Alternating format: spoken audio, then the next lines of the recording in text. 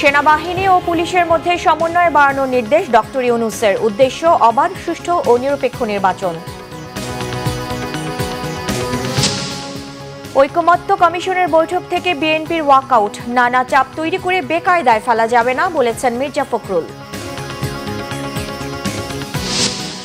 জুলাই সনদে থাকতে হবে মৌলিক সংস্কারের রূপরেখা, নইলে সই করবে না এনসিপি, জানিয়েছেন নাহিদ।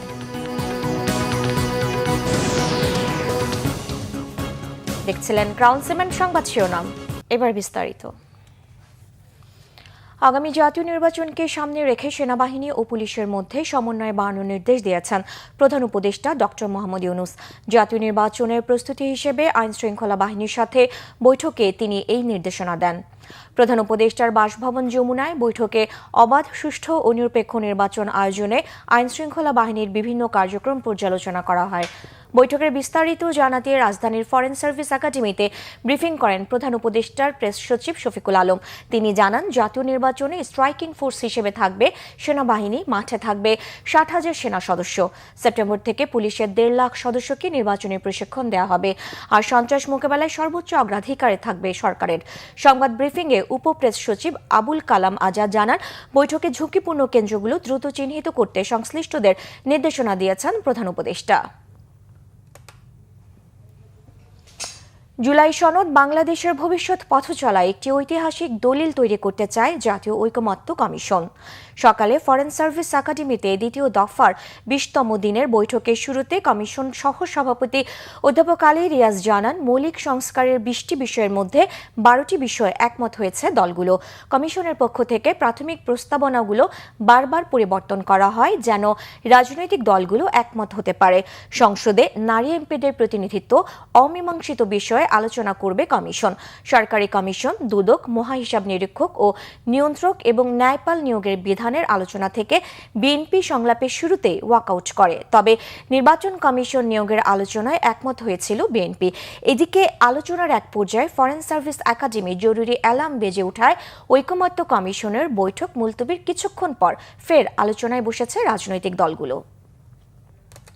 বিভিন্ন চাপ তৈরি করে বিএনপিকে বেকায়দায় ফেলা যাবে না বলে জানিয়েছেন দলের মহাসচিব মির্জা ফখরুল ইসলাম আলমগীর। তিনি জানান, রাজনীতিবিদদের বিতর্কের কারণে ফ্যাসিস্টরা সুযোগ নিতে পারে। ছাত্র সমন্বয়কদের চাঁদাবাজিতে উদ্বেগ জানান বিএনপি মহাসচিব। তার প্রশ্ন, এখনই এই অবস্থা হলে ভবিষ্যতে কি হবে? জুলাই আগস্ট গণ অভ্যুত্থানের শোক ও বিজয়ের বর্ষপূর্তি উপলক্ষে ঢাকা শহরে 6টি গুরুত্বপূর্ণ এলাকায় গ্রাফিতি অঙ্কনের উদ্বোধন করেন বিএনপি মহাসচিব মির্জা ফখরুল ইসলাম আলমগীর। রাজধানীর শাহবাগে জাতীয় জাদুঘরের সামনে আয়োজিত অনুষ্ঠানে বিএনপি মহাসচিব বলেন, এমন কিছু বিষয় নিয়ে এখন তর্কে জড়াচ্ছে রাজনীতিবিদরা যাতে ফ্যাসিস্টরা সুযোগ নিতে পারে। জনগণকে সাথে নিয়ে নতুন বাংলাদেশ গড়ে তোলার কথাও জানান মির্জা ফখরুল ইসলাম আলমগীর। আগামী নির্বাচনে আনুপাতিক পদ্ধতি নিয়ে ঐকমত্য না হলে জুলাই সনদ সই হবে কিনা সন্দেহ রয়েছে বলেছেন জাতীয় নাগরিক পার্টি এনসিপির আহ্বায়ক নাহিদ ইসলাম। সকালে জামালপুরের সার্কিট হাউসে জুলাই আন্দোলনের শহীদ পরিবারের সদস্যদের সঙ্গে সাক্ষাৎ শেষে সাংবাদিকদের কাছে তিনি কথা বলেন। নাহিদ ইসলাম বলেন, সবচেয়ে গুরুত্বপূর্ণ বিষয় হচ্ছে উচ্চকক্ষ, এটি ভোটার অনুপাতে এবং পিআর অনুসারে হতে হবে। তিনি আরও বলেন, এই উচ্চকক্ষ ক্ষমতার ভারসাম্য ও জবাবদিহির জন্য গুরুত্বপূর্ণ। সেই বিষয়ে এখনো ঐকমত্য হয়নি। এই বিষয়ে সবার মধ্যে ঐকমত্য না হলে জুলাই সনদে স্বাক্ষর হবে কিনা এনসিপি সন্দেহ আছে বলেও জানান তিনি।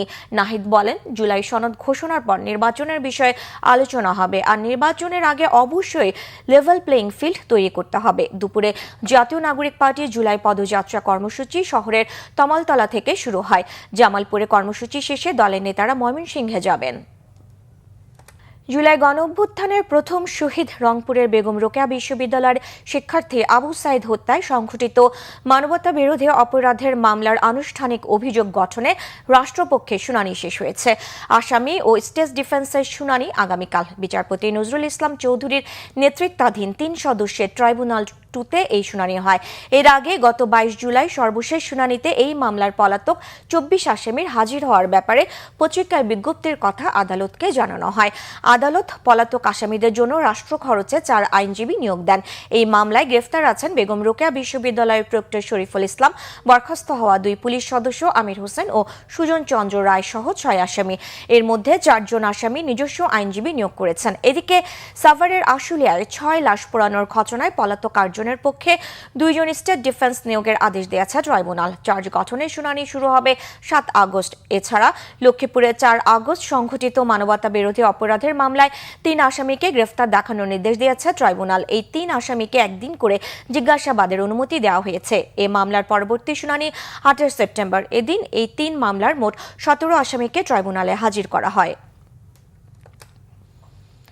মাইলস্টোন স্কুল অ্যান্ড কলেজের যুদ্ধ বিমান বিধ্বস্তের ঘটনায় মৃত্যু হয়েছে আরেক শিক্ষার্থীর। 14 বছর বয়সী সাহিল ফারাবি আয়ান নামের এই শিক্ষার্থী গত রাত 1:45টার সময় বার্ন ইনস্টিটিউটে চিকিৎসাধীন অবস্থায় মারা যায়। সে ছিল মাইলস্টোন স্কুল অ্যান্ড কলেজের ইংরেজি ভার্সনের 7ম শ্রেণীর শিক্ষার্থী।